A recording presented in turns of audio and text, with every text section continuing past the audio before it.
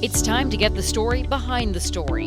Interviews with newsmakers, news breakers, and Vermonters making a difference. WCAX presents 802 News with Mark Johnson. Here's Mark.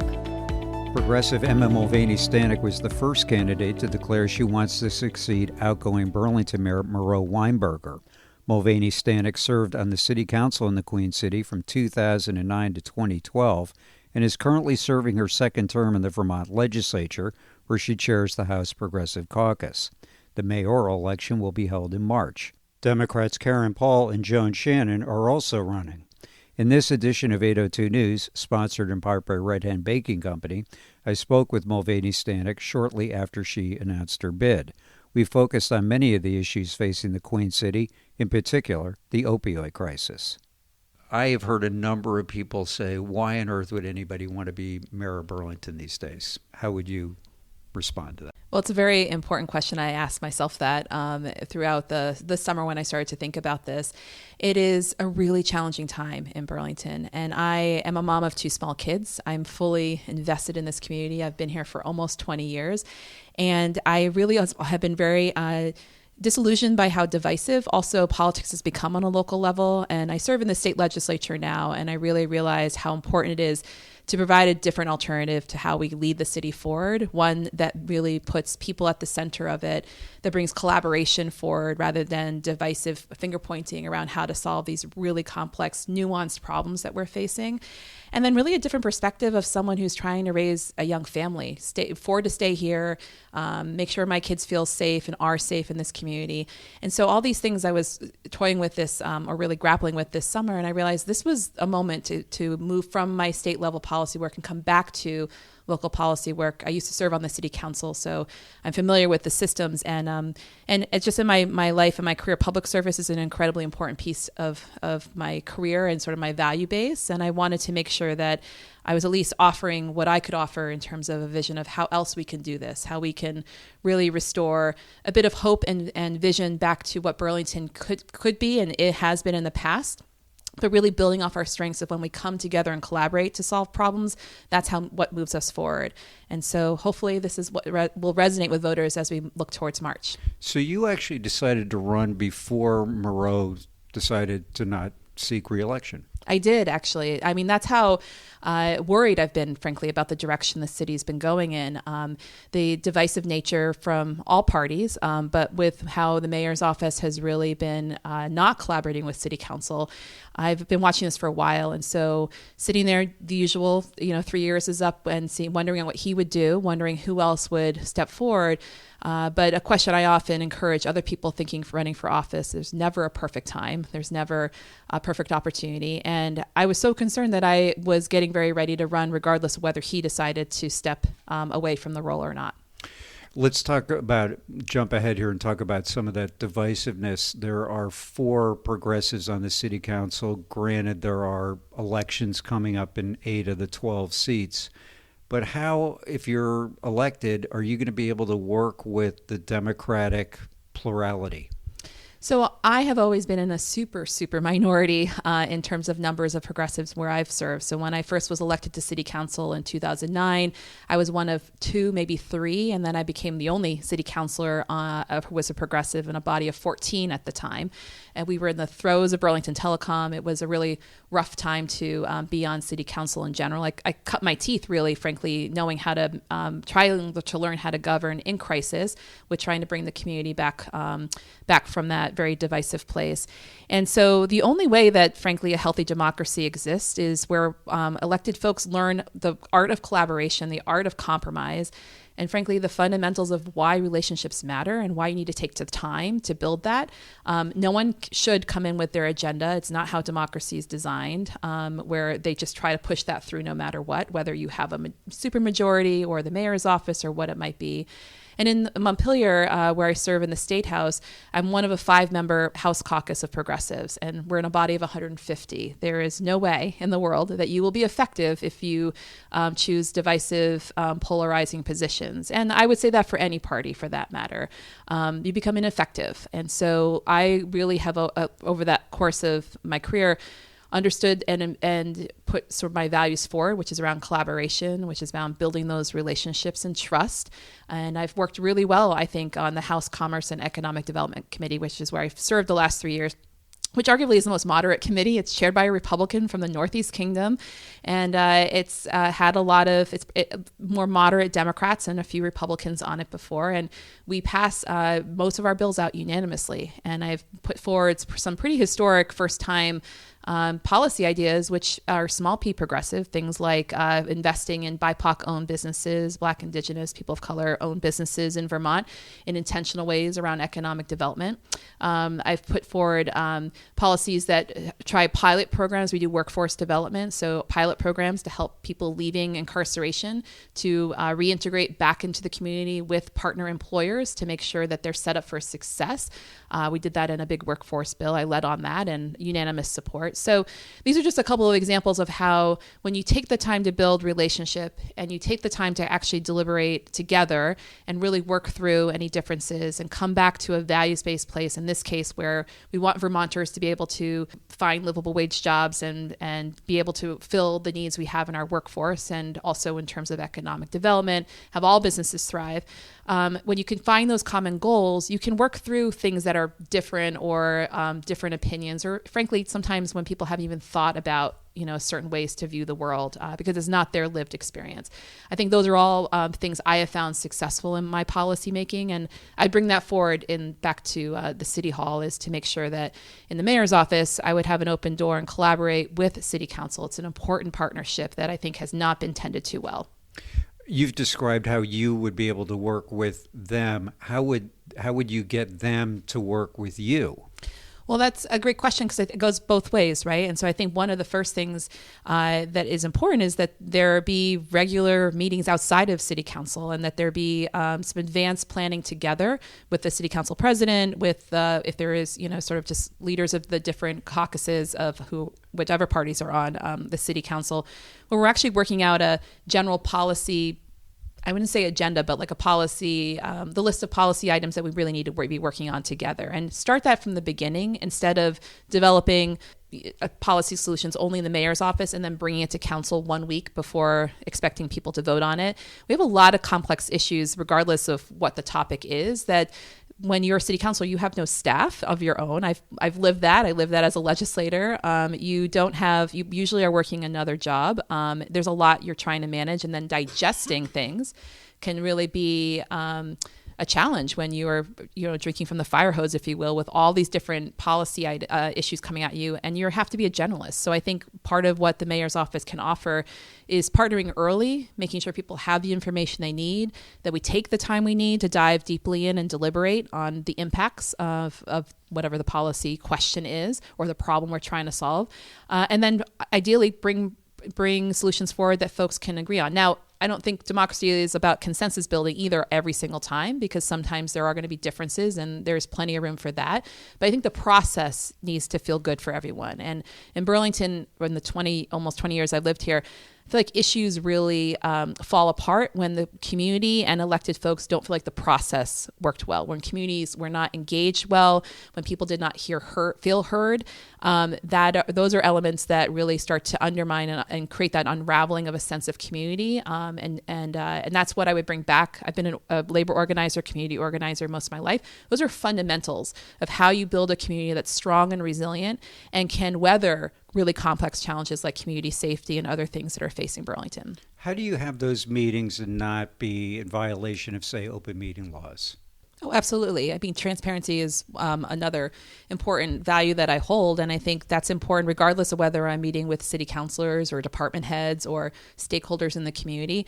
So certainly always being mindful of the numbers of city councilors in the room, if you will. And I think most of those meetings would be one-on-ones, I would imagine. But it's, again, about relationships, right? I want to make sure that city councilors know they could pick up the phone or stop in the mayor's office, and I would have time and prioritize meeting with them. They're an important part of leading the city forward. City councilors have an ear to the ground that the mayor won't be able to, because I only live in a certain part of the city. And that's important information to be always bringing forward to everything that the city is considering. Let's talk about the situation in Burlington. How would you describe it today? Well, we have a lot of people who are openly suffering, literally in the streets of our city. We also have people who are feeling an increased sense of feeling unsafe. We have some people who are actually unsafe because of the realities of our housing crisis, the realities of the substance use disorder crisis that is facing the entire state and country, I would add. And we're really at a critical turning point. This election will be that moment where we decide what direction do we go forward to try to do something different. What we've been trying so far has not been working. It's not been sufficient. I think there are nuggets of good ideas that have been started so far.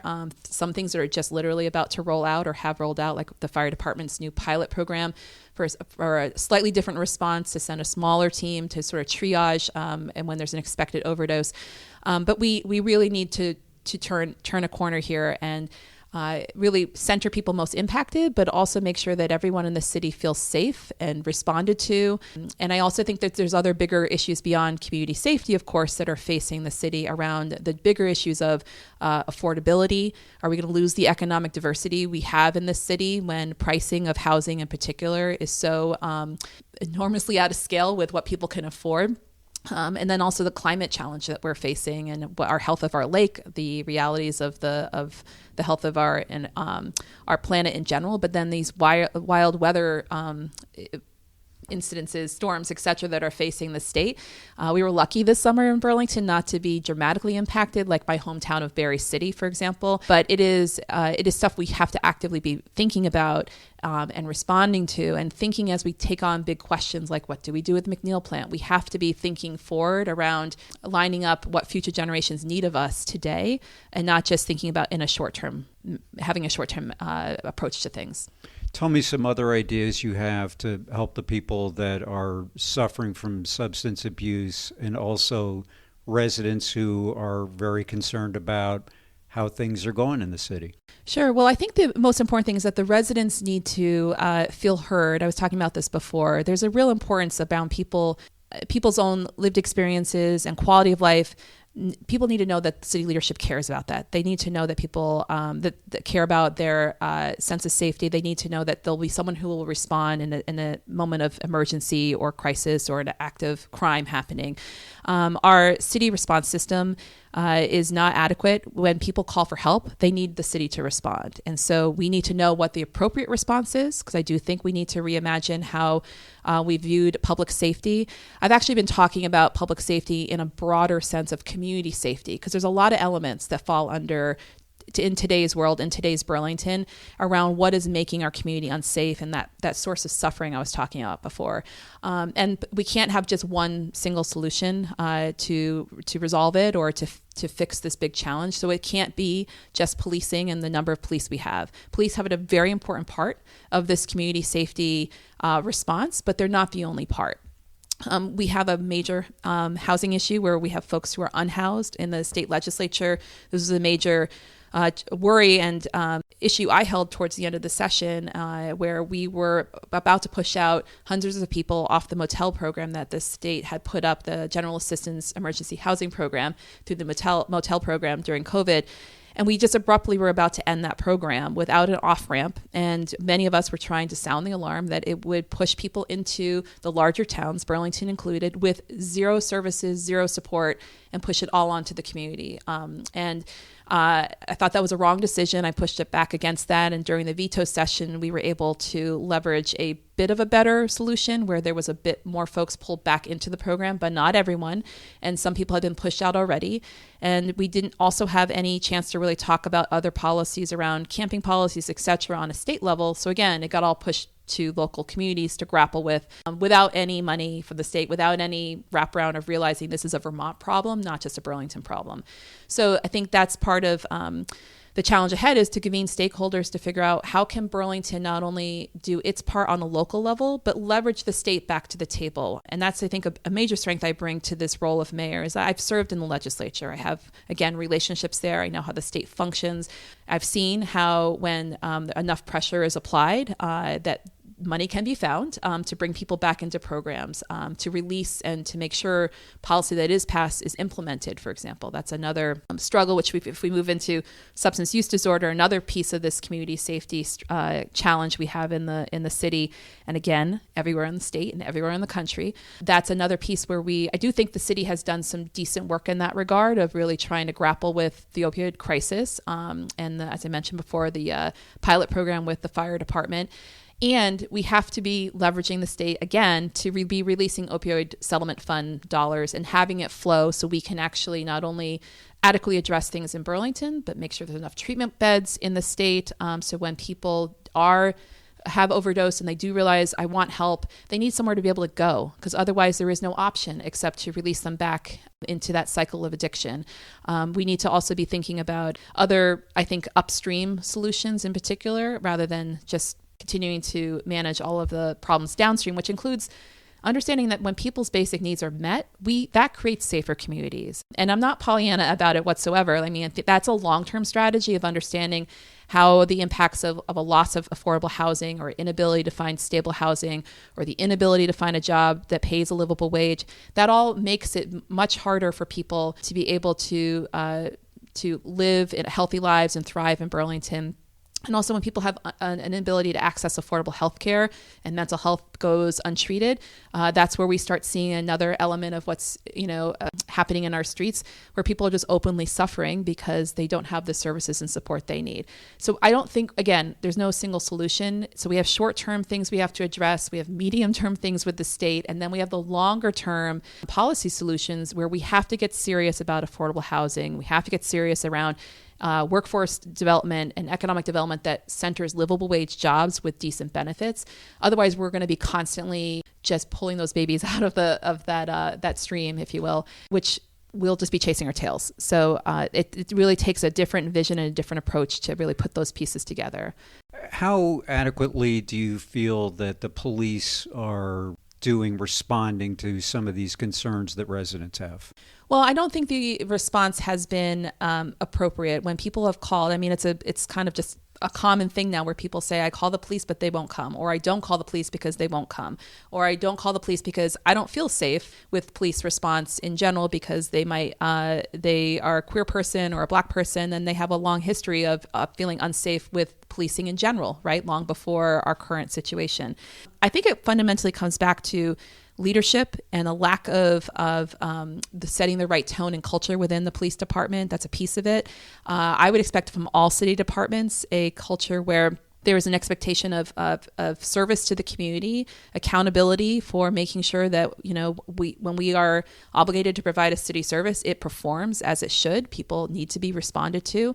But I also want creative leaders in parts of city government that inspire the best among the rank and file, if you will. I used to be a labor organizer. The rank and file within departments where they are brought to do their best work for the city, where they're encouraged to think creatively, where they're encouraged to think about community first, and not this divisive narrative that has sort of unfortunately grown in the city, where people are allowed to, frankly, not do the adequate job, which is making sure our city is safe.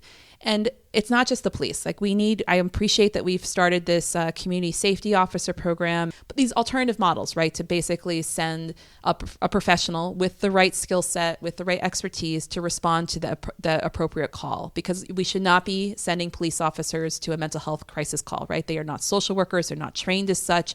So I think we have to do more there, though, and think about other responses and other folks who should be part of that response. And I'm looking forward to engaging stakeholders, business owners, landlords, etc., neighbors, residents, families, parents, to really think creatively, again, creative thought about how to really solve and build a safer community together. You have described I think accurately described a lot of the problems sort of upstream and downstream. But so what can somebody who's a mayor do about this?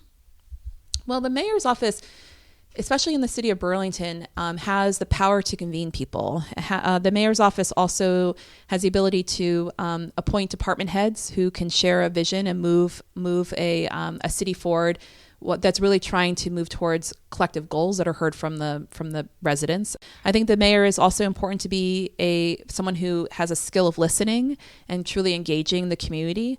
in ways that those who are on the front lines, so the staff who are at the front lines in the fire department, the police department for that matter, but even Parks Department, folks who are interfacing with the people who are both residents and residents who are openly suffering because they're unhoused or in the throes of substance use disorder. The job is to listen and engage folks, because most impacted folks usually have real solutions of how things can be better, or what is really the cause, that upstream cause of all this suffering that's happening in our community. I think the other role that the mayor plays and needs to play better, I have not seen it played well, is having more of a presence and engagement with state government. I've served for 3 years. The city has had a very minimal presence in the State House, and so we're not leveraging frankly, the representative power that we have in terms of how many state representatives we have. We have 11 state representatives. We have 6 senators who cover Burlington. We're not coordinated or organized as we should be in that building, making sure that Burlington's interests are adequately represented and heard in the State House, and that we're also sending the right message that it's not just Burlington's problem to solve these issues we're facing. This is the state's problem. And frankly, if we can be supported in finding ways to lead the city forward, it's going to help all the other towns in Vermont find a way forward who don't have as many resources, don't have a full-time mayor, et cetera, going forward. So there's a lot of important roles that the mayor's job can play. You talk about being listening and being a good listener. I think people are also looking for action too. Well, as a mom, I have to say, I am you have to be, as a mom of small kids, decisive, and have the ability to, be a tenacious problem solver and really think things through. And, I think my record, both in state government, as well as even my time as city council, is I'm a deep thinker on things, but then eventually we have to move forward and make policy happen. And I mentioned before, I'm a member of a very small caucus in the State House. I'm one of 5 in terms of progressives, but I'm one of 150 in terms of the state representatives. And I have found a way to move policy through amendments on bigger bills, collaboration within my own committee, to make sure that things are being I'm being responsive to things my constituents have told me to do, and that they need to have in terms of state government being more responsive to Vermonters' needs. One of the biggest ones has been the unemployment system, which is a policy area that the House Commerce oversees. I think everyone who listens to this podcast knows someone or personally went through the unemployment system especially during COVID, and found how archaic and overly complex that program is, how hard it is to navigate as someone who's out of work, just simply trying to make a claim so they can get a little bit of economic support to bridge them to their next job. And so that policy area is very complicated, but I've been able to move some reforms and changes within that system, including finally a study that's going to look at modernizing that program and making sure people, when they have a loss of job, can have that economic support while they are, again, bridging. We have some limitations in sort of modern day reasons why people lose their jobs, because maybe they've lost their childcare, and so if you have young children and you have limited options, like actual physical options to put your kid into childcare due to affordability or lack of physical sites and spots, sometimes people have to lose their jobs, for example, or they get a long-term illness and they lose their job because they lose sick days, or they're supporting a family member who has a long-term illness. So those are areas, for example, that other states have expanded their unemployment systems to be able to support the current modern-day realities facing working people. And I advanced policy, and it passed and signed by the governor to study the expansion of our unemployment system in Montpelier. And I use that all as just an example of really emphasizing I come from an economic justice lens. I come from a working family background, and working people's issues are sort of my bread and butter issue, how I focus. And even in a building of 150 people, I've been able to advance policy that have put workers' rights and working people's issues forward. We'll have more in a moment. At Red Hen Baking Company, they believe pure, uncomplicated ingredients in the hands of skilled artisans are the building blocks for great food. They're dedicated to creating the best food from the best ingredients. You'll find an ever-changing lineup of delicious pastries, sandwiches, and soups at their beautiful cafe off Route 2 in Middlesex, just off I-89. Their breads are also available in many other locations. Led by owners Randy George and Eliza Kane, Red Hen Baking Company has been on the leading edge of the local food movement since 1999. Back to our discussion with Burlington mayoral candidate Emma Mulvaney-Stanak. Let's go back to the opioid crisis. Safe injection sites make sense? So overdose prevention sites is the phrase I use. And so those are critically important. I've actually been surprised how I'm on record. I've signed on to bills in the State House to support overdose prevention sites with all the others. It's, again, not a single solution issue. They need the wraparound services and the ability to be coupled with other kinds of policy solutions.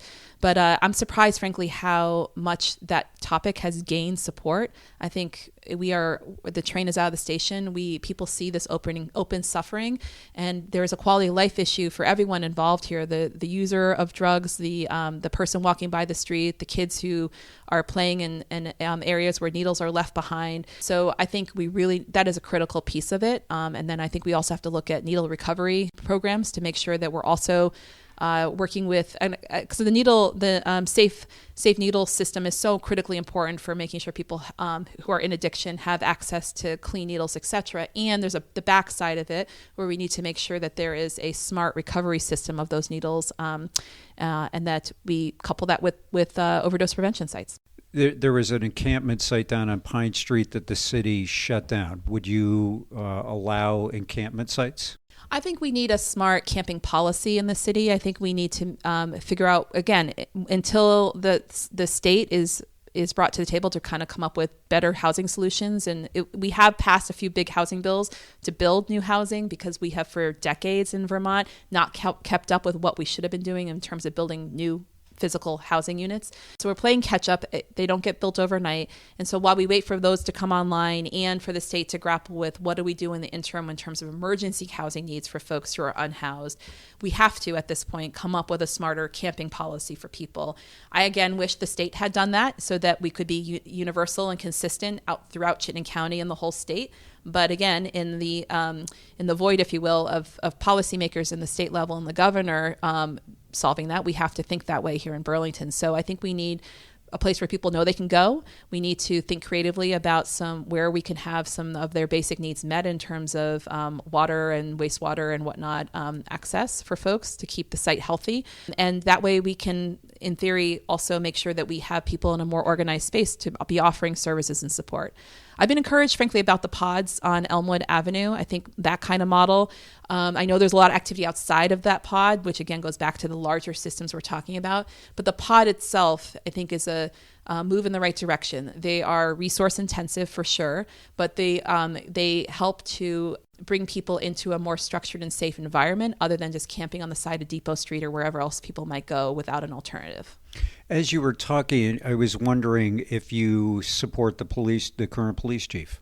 Well, it's a question I get asked a lot, and I go back to what I said before. I'm going to have high expectations of all department heads in the city, and there are going to be consistent expectations across the board around making sure that we have department heads who are there for the right reasons, who can think creatively, who are about collaboration, who are about setting a culture and a tone within their departments of centering the community and being of service to the community. And I think we need to really also, someone in the police department in particular, leading the police department, needs to understand how critical it is for the police department to be part of a larger community safety response, play an active role in it, but not the only role, and really be able to think outside the box and listen and engage and rebuild trust that has been really broken in the city when we have an attitude where we just don't respond to certain calls and then finger point. If someone can get on board with that and really look to collaboration rather than divisiveness, then I welcome the opportunity to consider that person going forward in any city department in leadership. But if that's not their style or approach, then we may not be able to see eye to eye. How is John Murad doing on that score? I think that Chief Murad, at least what I've seen so far, has had some real challenges. I've not been able to see him think creatively. I also think that I'm curious how he responds in terms of being held accountable when there's a difference in his behavior or choices as a leader versus what the mayor's decision is on something, and if there's difference there. And I really want to make sure that I'm not sure that his leadership style also aligns with everyone who works within the police department. So that will be something that will be interesting for me to learn going forward in this election, and then if elected, because I also want to make sure that there's trust and there's just trust and a good culture and positive culture for those working. I was a labor organizer for many years, and for who manages a group of people often sets a tone, and it could be sometimes hard to have a different approach to something. Your own take, for example, in this case, in terms of what policing should be in 2023, if your manager has a different approach to it, or your leader has a different approach to it. So I am really very much curious of what people are thinking. I want to convene people, most impacted people, the people who work in these departments, and really think through this stuff together to see what kind of leadership we need in our departments. You know as well as I do that there's some people that blame the progressives for some of the policing problems we have today. Fair, not fair? Well, I look at politics in general, and really, if we zoom out, there are a lot of different kinds of progressives, there are a lot of different kinds of Democrats, and a lot of different kinds of Republicans. And so I think it's important to make space and understand that, especially in Vermont, people lead very differently and have different attitudes and approaches to governing. And so while I am very much a progressive, I think being consistent is an important value and quality that I hold. So I am a progressive because the values of the party really resonate with me, those of economic justice, social justice, and environmental justice. And those values do resonate with voters in Burlington. I've run on those issues successfully as a state representative twice. I represent, half my district is in the new North End, half is in the old North End. And those have been issues that people have supported since back when Bernie was mayor. How people choose to govern and their own takes on it is the difference in every party. And so I encourage and hope that people will hear my approach on policy first, my long-time residency here in the state, the city. And then my take is, a mom of two small kids, I have a lot in common with the people here of Burlington. And it's not about, I never think doing public service is a hard job, no matter who you are. And we all try to make the best decisions we have. I really do think that that is their core interest in serving in government. But we all make decisions differently, and we think about governing differently. So my take is those values are my core values as a progressive, and my policy approach is one of being pragmatic and listening and collaboration, and not just driving what Emma thinks as the agenda forward. Okay, but I didn't really hear you answer my question. Did the progressives miss fire on this issue, on the police issue? In 2020, there was a lot going on, obviously. So I think that many, especially white folks, were realizing for the first time that Black and brown folks in this country are being killed and harmed by policing, and have been for decades. There was a reckoning of realizing there's an urgency for which we've got to do something. We've got to take action, and what to do when you have such kind of an urgent pressure on you to figure out the right thing. I'm not sure how I would have responded in 2020 if I were in that spot. We were also about to be in the throes of a pandemic. It was an intense time, to say the least. I think we've learned a lot since then. We've learned a lot about what the right sizing of policing should be here in Burlington, with the I forget what they called it, but the task force that they put together, and then the report that came out. We've learned a lot about how to, again, go upstream and really understand issues of racial bias and how this shows up in policing. And again, back to partnering with the state, how is that showing up, and how we are training police and educating police officers who are coming into our police departments. And so I think, I'm not sure how I would have voted then. So I commend anyone going into public office. It's a very hard thing to do, and you get these binary votes of a yes, no. And there should be an asterisk probably on every single yes, no vote about would you have done it the same way again? And now that you know what you know 3 years later, who knows? But yeah. I know people that are afraid, concerned to come to Burlington to shop. I know other people who say, you're making way too big a deal about this. You're blowing it out of proportion. What would you say to those two camps of people? Well, I think fundamentally safety is an important thing, whether it's perceived or real for folks. And I think that's both are happening in Burlington. So people need to feel safe. Local residents need to feel safe. Visitors need to feel safe. I think it's bigger than just people coming to shop. Like everyone who's walking down North Street, their kids to school should also feel safe. People who are in the throes of substance use disorder are also Vermonters and Burlingtonians, and also should be safe. So I think we we need to think again in this larger frame of community safety and be bringing things online that perhaps were not something we were or willing to consider maybe a couple years ago, like overdose prevention sites, wraparound services that start to really empower and use those CSO officers and other folks in more creative ways. I think bringing on a Cahoots program. This is a program that was developed out on the West Coast long ago. Many cities have brought on this program, which is basically a response team related to mental health and other kind of emergency needs that don't require an armed police officer. We got a little bit forward with that, but then it fell apart, as I understand, with people wanting to expand it larger than Burlington. We need it in Burlington now. And so again, back to decisiveness, we need to make sure something's happening now, and then it can grow from there. But there's an acute need. And so we need to move forward with some more urgency on that issue. So I think if we start bringing some of these programs online, that's going to start to help people not only be more safe who live here in Burlington, but those people who are unsafe to be able to get the needs that they need.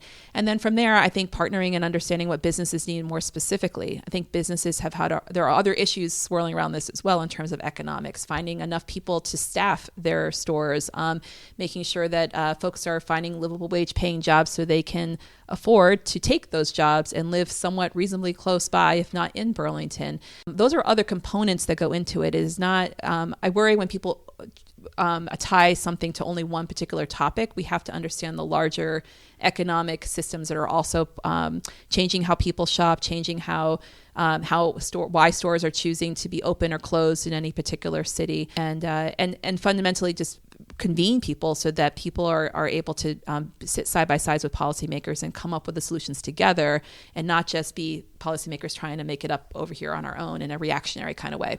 You've touched on this a lot.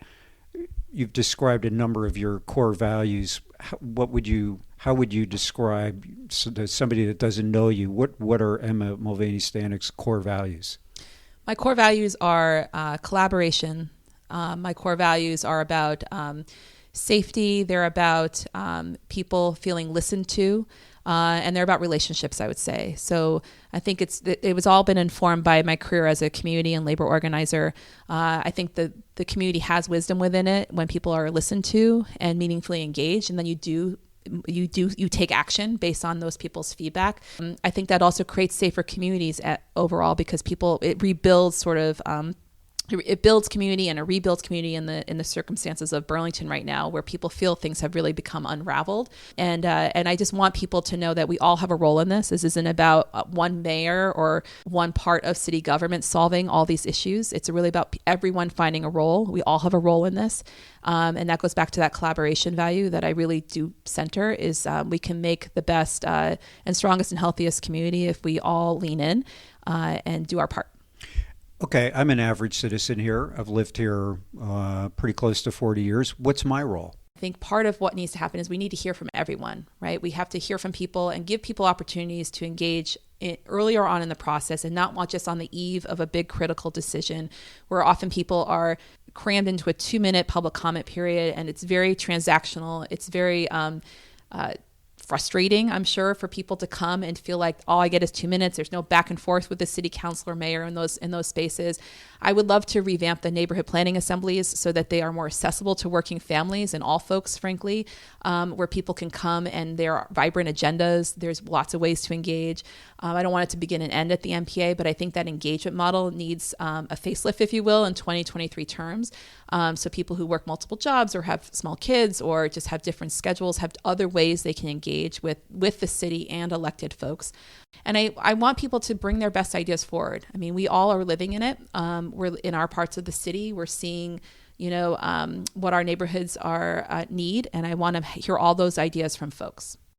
I would just want to also encourage folks to think, what other issues do we really need Burlington to focus on in the next 3 years for this next mayor we're about to elect? Because yes, community safety should be the top priority, I think, for any mayoral candidate or city council candidate for that matter. But there are more underlying issues around affordability, economic justice for folks.